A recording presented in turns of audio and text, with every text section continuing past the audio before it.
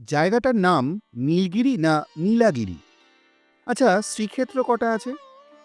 আজ আমরা যেখানে আছি সেটা পূর্বঘাট রেঞ্জের পাহাড়, উড়িষ্যা রাজ্যের বালাসোর বা বালেশ্বর জেলার নীলাগিরি। কিন্তু জায়গাটার নাম নীলাগিরি কেন হলো? কতটা প্রাচীন এই জায়গার ইতিহাস? এই জায়গাকে তৃতীয় শ্রীক্ষেত্র কেন বলা হয়? খুমকুট বা ঋষিয়া এই নাম জানেন কেন হলো? প্রাচীন অধিবাসী কারা ছিলেন? প্রাচীনকালে কোন রাজ্যের অন্তর্গত ছিল এই ঐতিহাসিক জায়গা? নমস্কার, হিস্ট্রি এভিনিউর আরেকটি ভ্লগ নিয়ে সায়ন আর পিনাকি চলে এসেছি। পুরোটা মন দিয়ে শোনার এবং দেখার অনুরোধ রইল। এখনও যদি আমাদের চ্যানেলটি সাবস্ক্রাইব না করে থাকেন তাহলে অবশ্যই সাবস্ক্রাইব করে দিন। লাইক, শেয়ার ও কমেন্ট করে আপনাদের মূল্যবান মতামত জানাতে ভুলবেন না কিন্তু। আজ আমরা যে ইতিহাস আপনাদের জানাবো সেই সব তথ্যের পিছনে আছে স্থানীয় অধিবাসীদের মতামত, জনশ্রুতি, বিভিন্ন গবেষকদের লেখা। আজকের ইতিহাসে কিছু ঐতিহাসিক গবেষকদের লেখা, যেমন অ্যান্ড্রিউ স্টার্লিংয়ের Odisha, its geography, statistics, history, religion and antiquities, Shri N C. পান্ডার লেখা the cultural heritage of Odisha Balasore, doctor K C. Panigrahi archaeological remains of Odisha, এর থেকে আমরা সমৃদ্ধ হয়েছি। নীলাগিরি রাজ্যের ইতিহাসের সাথে রিলেটেড পঞ্চলিঙ্গেশ্বর ও বালাসোর নিয়ে আমাদের দুটো ভিডিও আছে, আপনারা চাইলে দেখে নিতে পারেন। নীলাগিরি রাজ্যের ইতিহাসে এক ঐতিহাসিক ও রাজনৈতিক মোড় ঘোরানোর দিক ছিল 1938 থেকে 39 সালের নীলাগিরি বিদ্রোহ। উড়িষ্যার নীলাগিরি ছিল একটি দেশীয় রাজ্য বা প্রিন্সলি স্টেট। ব্রিটিশ ঔপনিবেশিক শাসন এবং রাজ্যের স্বৈরাচারী প্রশাসনের কারণে এখানকার জনগণ দীর্ঘদিন ধরে সামাজিক, অর্থনৈতিক এবং রাজনৈতিকভাবে অত্যাচারের শিকার হয়েছিল।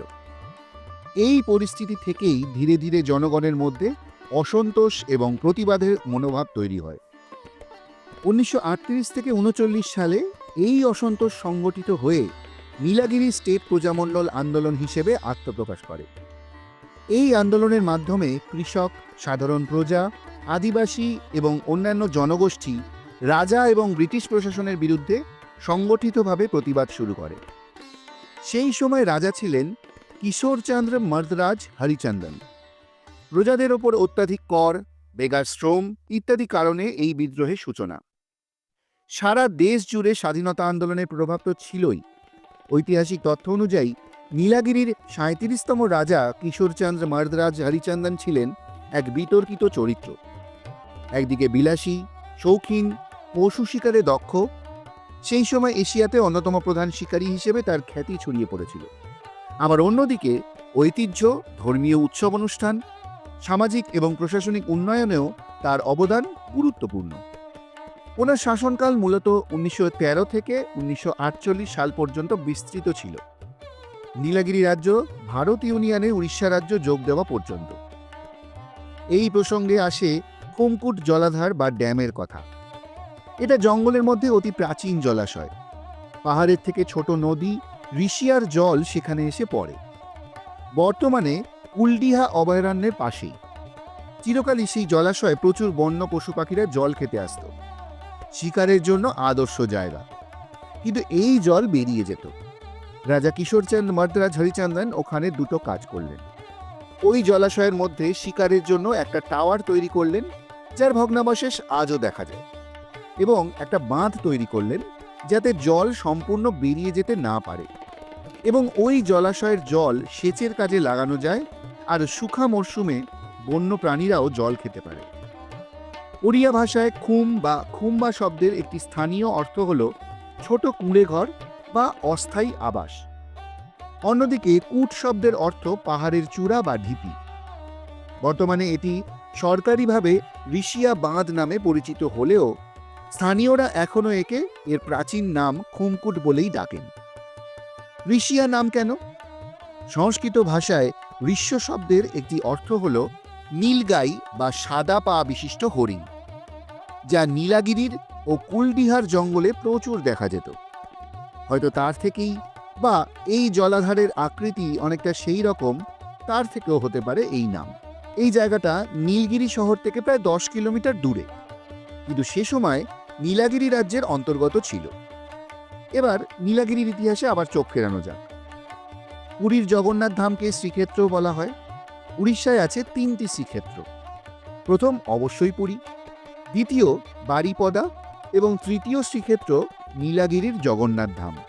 জানা যায় 16 শতকে রাজা নারায়ণ বসন্ত ভুজঙ্গ মন্দাহাত হরিচন্দন এর আমলেই জগন্নাথ মন্দির প্রতিষ্ঠিত হয় এবং জগন্নাথ উপাসনা নীলাগিরি রাজ্যে ব্যাপকভাবে প্রসার লাভ করে।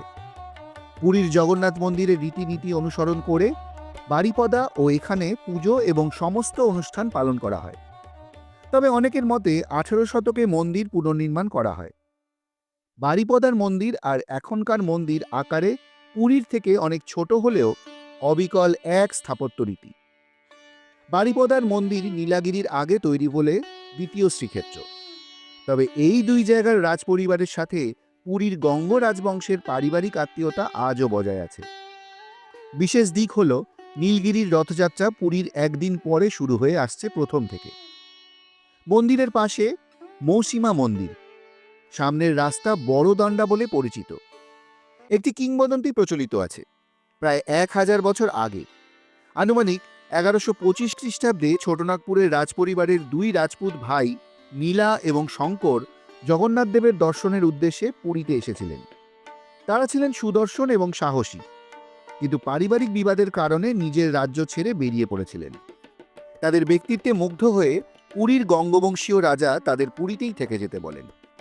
পরে তাদের বর্তমান বালাসোর জেলার পশ্চিমাংশে অবস্থিত জঙ্গল পাহাড় ঘেরা অঞ্চল শাসনের জন্য দেওয়া হয়। তবে শঙ্কর অন্যত্র চলে যান এবং নীলা সেখানেই থেকে যান। তার নাম অনুসারেই রাজ্যের নাম হয় গড়া নীলাগিরি। নীলার বংশধরেরা নীলাগিরি শাসন করতে থাকে। 16 শতকে এই বংশের এক শাসক ছিলেন রাজা নারায়ণ বসন্ত ভুজঙ্গ মন্দাহাত। তিনি ছিলেন এক সাহসী রাজা এবং 1510 খ্রিস্টাব্দে মুসলিম আক্রমণকারীদের বিরুদ্ধে পুরীর রাজা প্রতাপরুদ্র দেবের অভিযানে সেনাপতির দায়িত্ব পালন করেছিলেন। তার সাহস ও দক্ষতায় মুগ্ধ হয়ে প্রতাপরুদ্র দেব তাকে হরিচন্দন উপাধি দেন এবং ওনার কন্যা রাজকুমারী কলারা দেবীর সঙ্গে তার বিয়ে দেন। নারায়ণ বসন্ত ভুজঙ্গের পরে রাজা উত্তরেশ্বর নীলাগিরির শাসক হন। জানা যায় তিনি রাজস্থানের আমের, বর্তমান জয়পুরের রাজা মানসিংহের সঙ্গে সুবর্ণরেখা নদীর তীরে আফগানদের বিরুদ্ধে অভিযানে সাহায্য করেছিলেন। তার উত্তরসূরি রাজা কৃষ্ণদাস পুরীর গঙ্গ রাজবংশের কাছ থেকে মর্দরাজ উপাধি পান, যা এখনও ওই রাজপরিবারের প্রচলিত রয়েছে। রাজবংশের আদি ইতিহাস তো মোটামুটি জানা গেল। নীলগিরির চারিদিকে কুলডিহা অভয়ারণ্যের জঙ্গল, সবুজ বন ও পাহাড়ে ঘেরা। প্রত্নতাত্ত্বিক প্রমাণ থেকে জানা যায় যে এই অঞ্চলে প্রাচীন প্রস্তর যুগ থেকেই মানুষের বসবাস ছিল। বর্তমানে এখানে ভূমিজা ও মারিয়া নামে 2টি অস্ট্রো এশীয় ভাষাভাষী আদিবাসী সম্প্রদায়ের বসতি রয়েছে। ভূমিজারা মূলত কৃষিজীবী, তবে মাঝে মাঝে শিকারও করে। তারা প্রকৃতিকে গভীরভাবে শ্রদ্ধা করে এবং আনন্দপ্রিয়। নীলাগিরির কাছে শালবনী গ্রাম ভূমিজা সম্প্রদায়ের একটি বড় বসতি। এখানে গেলে মনে হয় যেন সময় অনেক পিছিয়ে গেছে, কারণ এখনও সেখানে কর্মা নৃত্য ও সঙ্গীতের প্রাচীন ঐতিহ্য বজায় রয়েছে। কুলডিহা অভয়ারণ্যের কাছে বুগলিবন্ধা জলাভূমির তীরে অবস্থিত ছোট্ট গ্রাম বাবন্ধা। এখানে প্রায় 350 জন মারিয়া মৃৎশিল্পী বসবাস করেন। তাদের তৈরি বিশেষ ধরনের মাটির হাঁড়ি, পাতি খুব বিখ্যাত। নীলগিরি যেন এক রহস্যময় জায়গা, যেখানে সময় যেন থমকে দাঁড়িয়ে আছে। প্রকৃতির নীরবতা, প্রাচীন ঐতিহ্য এবং আদিবাসী সংস্কৃতির মিলনে এটি উত্তর ওড়িশার বালাসোর জেলার এক অপরিচিত কিন্তু অনন্য রত্ন। আমাদের আজকের ব্লগটি আপনাদের যদি ভালো লাগে তাহলে একটা লাইক করে দেবেন, আর আমাদের চ্যানেল হিস্ট্রি এভিনিউকে অবশ্যই সাবস্ক্রাইব করে পাশে থাকা বেল আইকনটি প্রেস করে দেবেন। আর হ্যাঁ, আমাদের এই ভিডিওগুলো বেশি করে শেয়ার করবেন, যাতে এরকম ধরনের ইতিহাস আমরা আপনাদের সামনে আরও বেশি করে নিয়ে আসতে পারি। দেখা হচ্ছে খুব শীঘ্রই পরবর্তী ব্লগে, নতুন কোনো জায়গায় নতুন কোনো ইতিহাসের খোঁজে। সবাই ভালো থাকবেন, সুস্থ থাকবেন। নমস্কার।